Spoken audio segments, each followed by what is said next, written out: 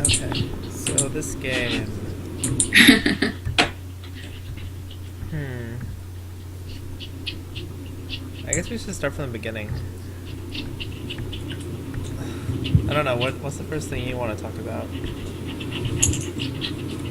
Uh, Here, maybe. Here. Okay. Yeah, C7. C7. Maybe, hang on, let me put it up. So do you know what Uh, I'm? What? Maybe I should have done like a looser Looser pincer. pencil. Like, yeah. Uh, Maybe, but it's kind of hard to figure out which one is good exactly. Well, I wanted to at least place a stone on the side. You wanted to help C15 or C14? Yeah. Um, hmm. I feel like you could just have been closed.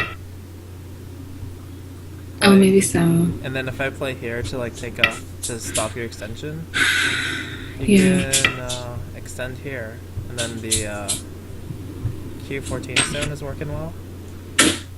Hmm. Yeah, that might be one idea. I think when you approach here, it kind of gets hard because. So when I play D5, I'm actually aiming at this sequence, like this, and then Yeah. pincer, or here and then pincer. Um, the problem is even if you like, I think if you're gonna play looser pincer, it should be this one. Hmm. But the relationship is kind of weird. I guess I can't play C4 now because it's too light, like too loose on territory. But I could play C3, I think. Hmm. And now E3 is kind of really close to my group. Like it's a little close. So even if you defend it and I extend here, it's still almost under attack, right? Hmm. Yeah, so it ends up a little close. It's kind of tough. Um, which pencil did you play? You played this one? Hmm. I guess that's okay. I was pretty okay with it because I thought you'd play the high move, and then it's kind of like you need to defend this side, and then I can like attack this thing. For some No. reason. No, No, no, no. but the game is kind of similar when you play low too. It's true. Right, it's like this, and then you defend. Oh, you didn't defend. You defended. Oh, you pushed. Yeah, you gotta stop making this shape. Oh. It's like you like this. The I'm just like pushing you five to cut stone. me. Yeah. There's like times when that's okay, but usually it's not. So I should just leave the two stones, You should just leave E3 and it like E4. this. Okay. And maybe defend the left, and then I'll extend, and then you jump, and then maybe I'll play this thing. This one's kind of loose, but I'm aiming at R17. I could also just like defend the bottom. Maybe this one. It looks kind of weird shape, but it's because I want to get Q10, and I don't care too much about M3 invasion. Mm. Yeah, but when you push me, it's like, oh, well, thank you for helping me hurt C7, kind of. Yeah. So I think I'm a little bit ahead now because the H3 group, like these stones, Yeah. yeah, even though you made a base, because I get D2 later, they still don't have a base, really.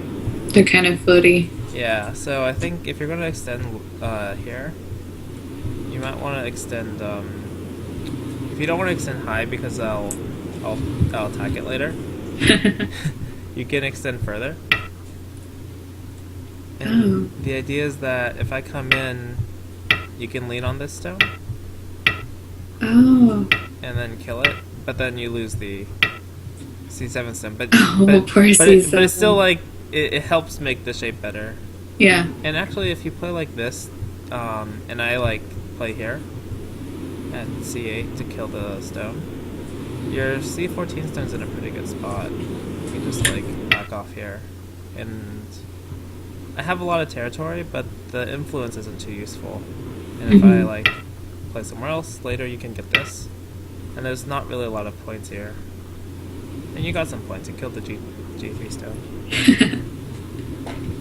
So maybe that's one way.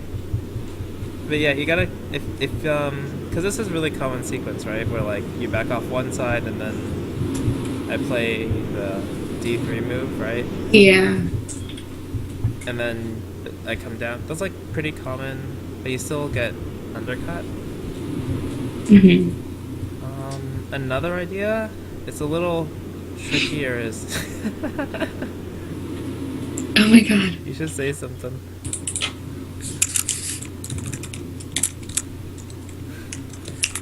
Another idea is to play L3. And Oh, yeah, yeah, yeah. even though it's like almost a punic key, it's not really a punic key because I didn't capture a stone. Wow, so cold. Uh, Uh, well, that Poor died TV. fast. So if I play like E4, it's a punic key, it's a strong shape, but then you can defend the side.